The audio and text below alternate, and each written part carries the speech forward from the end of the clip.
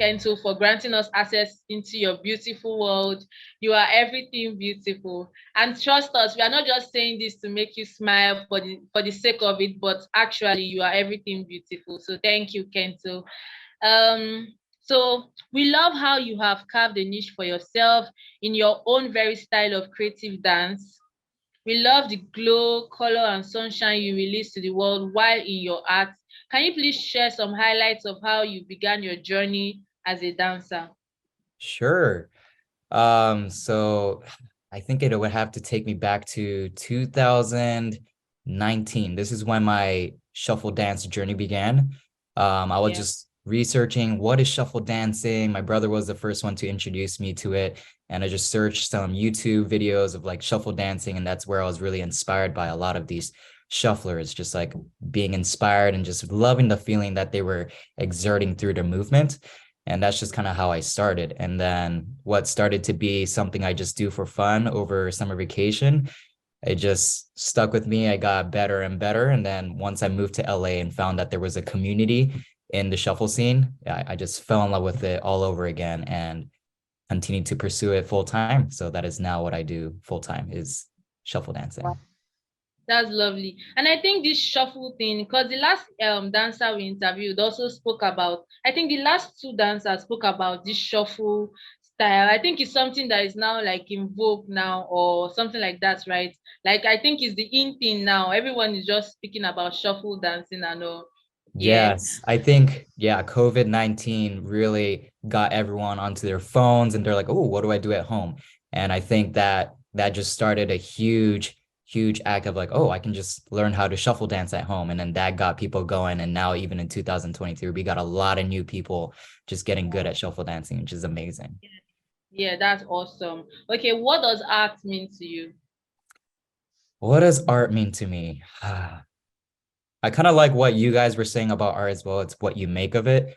I think art can be anything that you want it to be. You can express it in different forms. It could be yourself, it could be an object, it could be music, it could be something you see, hear, taste. I think art is something that represents somebody or some sort of meaning that you want to express and get across to somebody. Yeah, that's just it. Thank you so much for sharing. Okay, we are grateful to have you on board this special issue in celebration of all inspiring dancers around the world, also in honor of the International Dance Day 2023. We know how unique and special the art of dancing is to each dancer. As an individual passionate about this art, what does dance mean to you? I know it's similar Um, to the other question, right? uh-huh. But this one is now your own art. What does it mean to you as a dancer? Dance is, it gives me a lot of different answers just thinking about what does dance mean to me. It's therapy, it's medicine, it's a form of escape, it's a way of expressing. And I think for me, dancing is what gave me a bit more of an understanding of myself. So before I was a shuffle dancer where I listened to music and really dove into this scene of understanding music and connecting with myself and the music, I think there was a part of me that wasn't found. And then through dancing, I was able to discover more and more about myself as a character, as a person. And that is what gave me a little bit more of an understanding of myself. And thus, through my dancing, I'm able to express that. So dancing really is a great outlet for me to be my authentic self. Yeah, that's so beautiful. Very, very true. And it's just so beautiful how these feelings are priceless. Like they are not things you can go to the market to say, hey, I want to buy this feeling. There are things that just come and make you more fulfilling when you are at them, when you are so there's nothing like finding that one thing that gives you this kind of feeling. So I think Mhm. it's a really great thing. Yeah, thank you so much for sharing. How was growing up like? I know you've told us a little from the name Kento Baby, so it seems like you grew up with so much love, right? How was growing up like? Yes. Sorry, can you repeat the question again? Yeah, I said how was growing up like? So I was saying that you told us about the name Kento Baby. So you've given us a Mhm. glimpse that you grew up with so much love, right? Yes, I had an extremely unique childhood growing up. I was born in San Jose, and then when I was 3 years old, my family and I we moved to Japan, and then that's where I grew up for a majority of my life until I was 18, until I graduated high school. I went to an international school, so It was taught in English. That was the first language. Then we also learned Japanese as a secondary language, but just being in that environment of like international and diversity and experiencing different cultures, but it being in Japan and Osaka, it was a really unique experience. Yeah, I had a really amazing childhood growing up, and it wasn't something that I thought was special or anything different until I had left Japan and came to America. And that's when I started to really see like, wow, I did have a unique childhood growing up. I didn't have anything else to compare it with. So Yeah, you sure did. You sure did. Even your name says so. I won't stop saying that. Your name says that. Okay. What's your dream life like as an artist? What's your dream life like? I have my dream life in my. I know creatives are very unique people. We have a lot of imaginations, right? And also Mhm. to you, what's that dream life that is the perfect? I won't say perfect, but what's your dream life as an artist?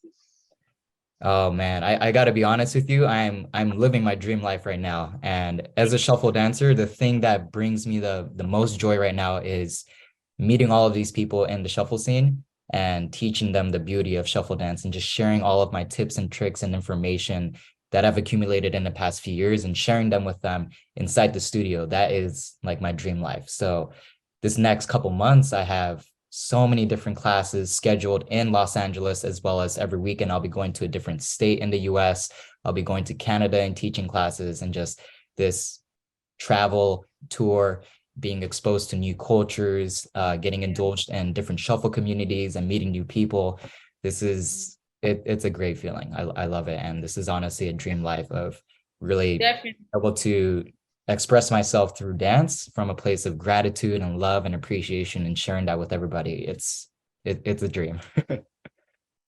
It definitely is. Like I'm even trying to picture it right now. You are definitely living a beautiful life already. And I think this is very unique to dancers. Like maybe I'm going to go learn how to dance because many of the dancers we've interviewed, when we ask them this question, they're all saying they're living their dream life.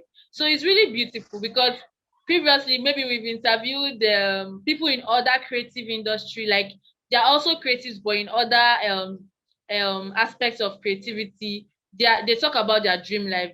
They are not there yet, but majority of the dancers we've interviewed are saying they're there already. So, oh my God, dancing must be really great.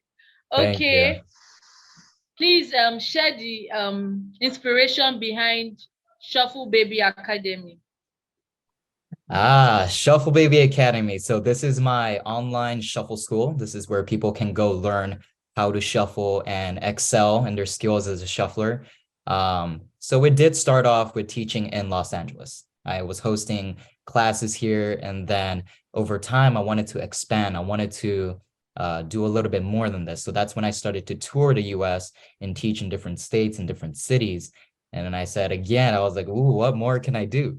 So I went to Europe and I did a tour there as well. I got to teach in 9 different countries, 10 different cities in Europe, and being able to connect with everybody and see what this dance can do for everybody. It really changes people's lives. It really saves people's lives. It allows people to gain confidence in themselves and reach new limits in life and just live a more fulfilling life of music and dance and love. So when I really thought about this message and what I wanted to do with this dance, I wanted to get this feeling and this energy across to as many people as possible. And as much as I love traveling and teaching, I just wanted to get across to everybody in the world and the most affordable and accessible way. And that is why I started Shuffle Baby Academy as an online shuffle school. That's so beautiful. Thank you so much for sharing. It's really, really beautiful. And I think you've already like explained a part of it when you talked about your dream life.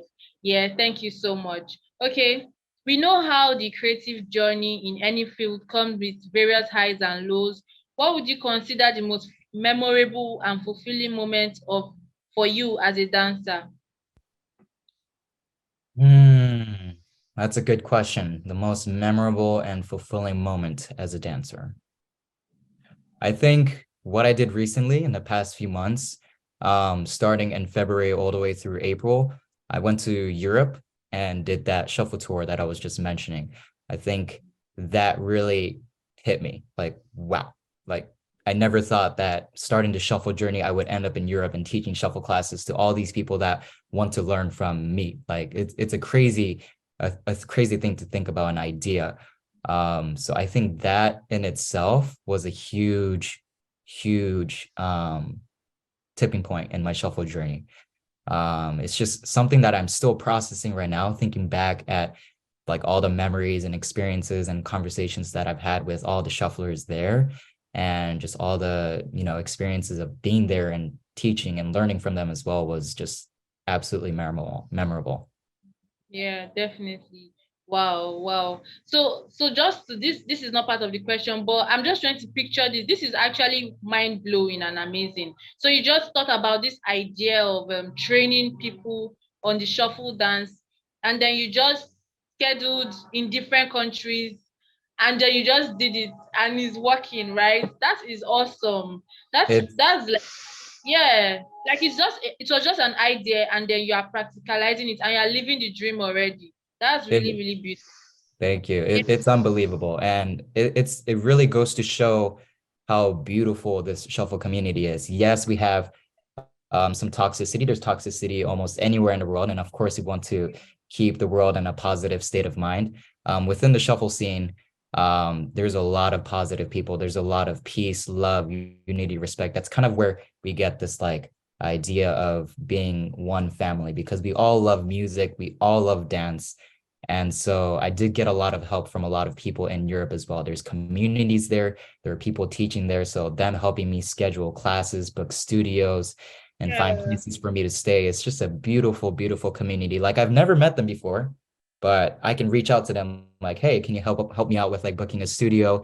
Is there a cheap place for me to stay? And some of them have been really super duper kind to let me stay at their places even. So it just goes to show that this community is just really small and growing, but super tight knit. We all just love this dance and we love each other. It's Hmm. amazing. And that's what I want to bring with Shuffle Baby Academy too, is that sense of community, not only online, but in person too. So yeah. Definitely. I really love the word community because many people are struggling on their own. Many people are really fighting about things they cannot really share. But when they're in a space where they know that, oh, you're not alone, you're in a space that gives them joy, peace, they may not even necessarily speak about maybe many personal things, but they just know that, hey, I'm in a safe space, right? I'm in a happy place, and that's the power of a community. So we are doing an absolutely great work. Well, when we cited you and said, hey, this is one of the icons, is hello icon, so this is one of the icons we should interview. We never even knew that you were doing this much. So right now we're even more excited that we got to hear your story and even share it with the world. So thank you so much for what you are doing, right? Thank you. Okay. Do you feel creatives in developed countries are at advantage than those in developing countries? I know this is a tricky question because Mhm. it depends on if you have really been exposed to the developing world, but just a general idea, what do you think? I think a more developed country can have just a slight bit more of an advantage with regards to having studios or a larger population of people or certain weather types, right? Like being in Los Angeles, there's so many access to studios and the weather allows us to go outside. It may be safe to do that. And in maybe other countries, they don't have that.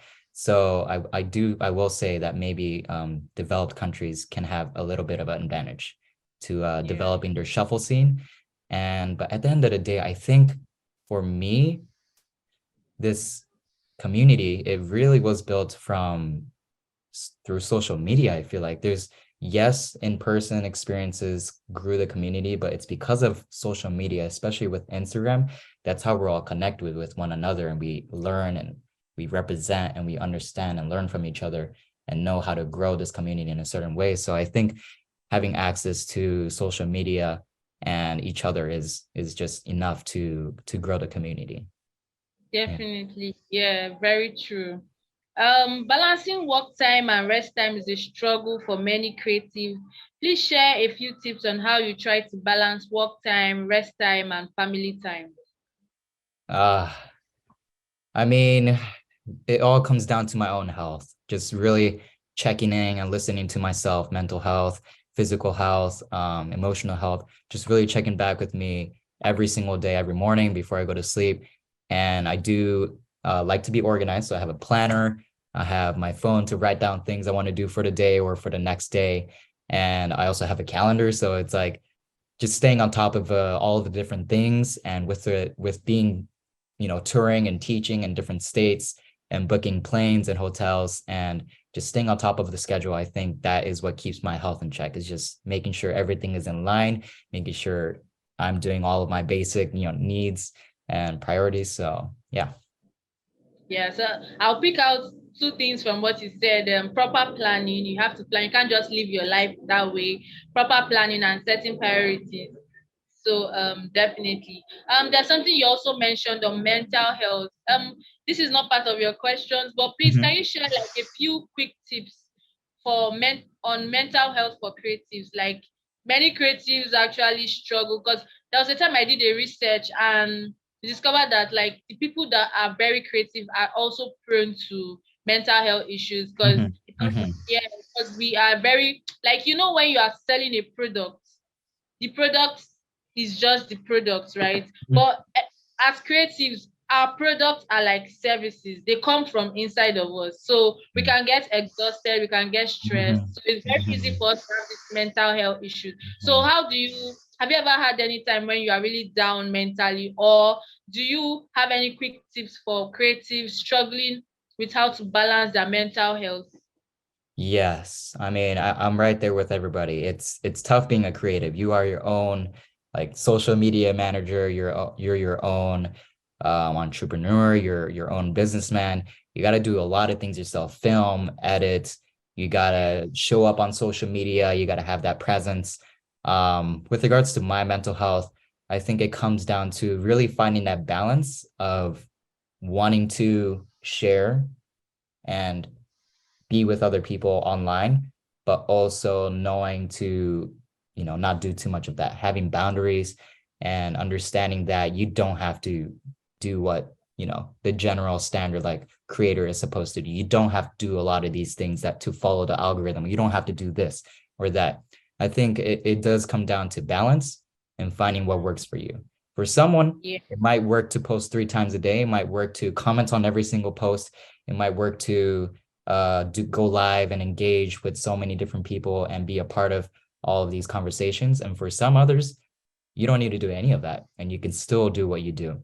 I think, yeah, like I keep repeating myself, a balance and just setting boundaries and finding that time to recoup and regenerate so you can continuously be your authentic self in person and online is going to be great for keeping your mental health in check. Thank you so much for adding that. Thank you so much for sharing that. Pleasure. What does success mean to you? What does, sorry, Success can you means repeat that again? what does success mean to you? Success means being able to, so, like sometimes the screen jumps, so I'm like following you around over here. I think success for me looks like being able to wake up and have a healthy mindset towards life and yourself. So that means being able to um, carry yourself throughout your day-to-day life from a place of your own values. For me, it's important that I have a lot of gratitude and I do things from a place of love, and I'm authentic with it, with on in person and online. So when it comes to teaching, when it comes to showing up on social media or interacting with people in real life, it's important for me to ground myself and to remind myself of gratitude and love and just thankfulness to be alive. And from coming from that place of that mindset, it really gives me a healthy mindset, healthy place to carry myself through life. Yeah, that's so inspiring. Thank you so much. You are so inspiring. Um, Briefly tell us something we do not know about Kento. I know you've told us quite a lot, but do you think there's one thing that we cannot guess that you want to share with us? What do we not know about Kento baby? Actually, I am a massage therapist. I don't know if you knew that. Oh, no. So I graduated, I think 6 months ago, about 6 months ago from a massage therapy school in Santa Monica. So I have my license, and I haven't started officially my business. That is exactly what I wanted to do with massage therapy, start my own mobile massage services in Los Angeles and help support especially creatives, videographers, artists, dancers. And being a dancer, I understand that your body, your mental health, your physical health is your number one most important asset. Because without your body, without your health in check, it's hard to do things from a place, uh, you know, of authenticity and love. So yeah, making sure people get that massage and take care of themselves through recovery, I think is an important key aspect to continuously excel and grow as a person.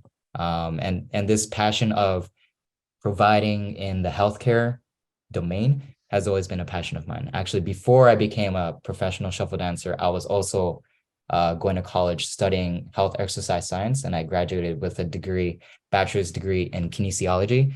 And then I decided to just change course and become a professional dancer. So, that passion stuck with me. So I went to massage therapy school and got my license. And I'm excited to embark on this journey as well as a massage therapist. Wow. Wow, wow. Like I really, really love that there's the connection between this your other passion and with your creativity. And I really love that you also look out for other creatives, like from their mental health and everything. Like there's this connection between your different engagements, and that's so beautiful. Please, whenever you're ready to launch that full time, please keep us posted. We'll be happy to Absolutely. share on our story. Yeah, we'll be happy to share on our story. We'll be happy to share on our social media platform as well. Anytime you have a new project or maybe your tours or something, definitely just you could send the flyers via email or even via DM on Instagram. We'll be happy to support in any little way that we Thank can. you. Well, absolutely, we are not going to collect money because yeah, we are not a charity home, but we are here for creatives, like you said. We have other means of um making our finances as a media house, but for creatives, most of the things we do for creatives are for free. So please reach out to us anytime beyond now. Okay, thank Thank you you. so much for all you do. Yeah. Okay, let's go a little poetic. If poetry is a rainbow and you have a choice of one color in that palette, what color would that be and why? I think I would have to go with red. Yeah. Okay. I think red, Why? it really just symbolizes my character of energy and passion and love.